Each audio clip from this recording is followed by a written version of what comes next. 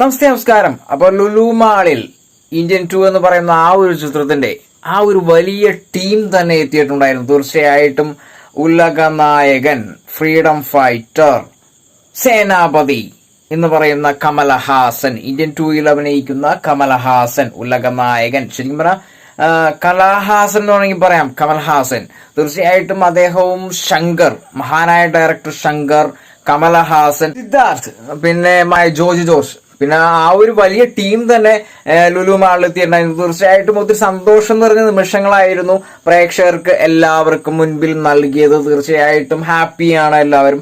India 2 എന്ന് പറയുന്ന ആ ഒരു ചിത്രത്തിന്റെ അനിരുദ്ധ് എന്ന് പറയുന്ന ആ ഒരു വ്യക്തി മാത്രം വന്നിട്ടുണ്ടായിരുന്നില്ല. തീർച്ചയായിട്ടും അതൊരു നഷ്ടമായി പോയി. എന്നാലും 12-ാം തീയതി റിലീസാവുന്ന ഇന്ത്യ 2 എന്ന് പറയുന്ന ആ ഒരു ചിത്രത്തിന്റെ ഒരു വാല്യൂ തീർച്ചയായിട്ടും ലുലു മാളിൽ കമൽഹാസൻ എത്തിയപ്പോൾ നമുക്ക് എന്തായാലും മനസ്സിലായതാണ്. തീർച്ചയായിട്ടും ആ ഒരു വീഡിയോ